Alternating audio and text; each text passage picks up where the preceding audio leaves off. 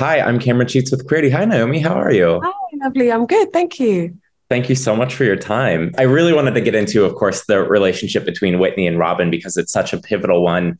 And it's just so thrilling and amazing to see it depicted in this film. I think so often it is just completely ignored when we talk about Whitney's life. And I'm curious to hear like why it was important for you that their love is not ignored and is very much a part of this story.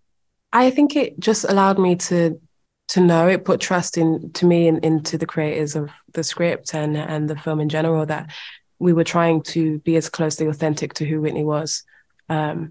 as possible, and that what we're highlighting about Whitney and Robin is their love for each other and their connection, and that is it's just beautiful, that friendship, and obviously it changed over time and it changed form, but the love was always still there. That connection was always still there.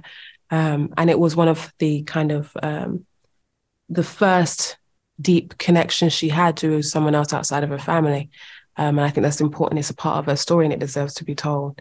Um, yeah, I was over the moon. It was just like, oh, great. And I've been asked by a lot of people, like, is that going to be included? So people were, I think, were aware of what was and was like, is this are we going there? And I'm so glad to be able to tell people, yes, absolutely. For Robin's sake, I think it's liberating to be able to finally have her story be told in a cinematic form that we're doing it in such an elite, classy way that Sony has produced this with the help of Clive Davis and her family. I think she deserves it. I think Whitney does too. I think, with even in her passing, I like to think is pretty freeing just even for their connection to be told on a scale like this.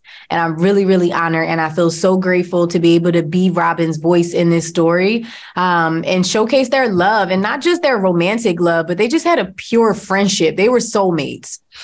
And that was just really fun to explore.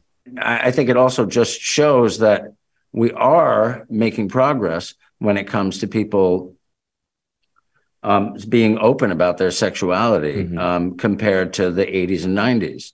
And it's a really good thing that I think that the film shows that. You can only hope that that continues. I mean, obviously, there are lots of people around the world who don't believe that, first of all, don't believe that homosexuality exists, but who don't believe in, and people being truthful about their sexuality. That's just weird.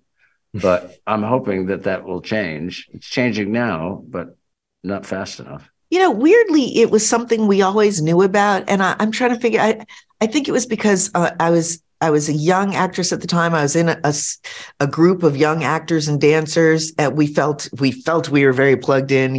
We were in New York City, so we were East Coast, and we kind of watched Whitney's rise to fame as if we were a part of it.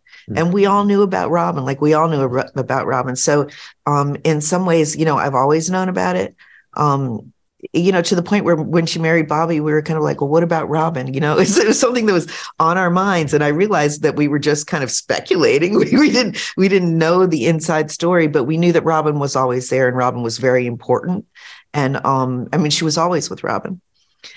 And I think that I can remember that the tabloids coming out and saying, is Whitney gay, and kind of speculating about that relationship. And I thought, in talking to people that knew her, no matter what their emotional reaction was to the subject of Robin or the idea of Robin, it became very clear that this was a significant relationship in her life, and that it would be, I wouldn't have taken the project if it wasn't talking about Robin.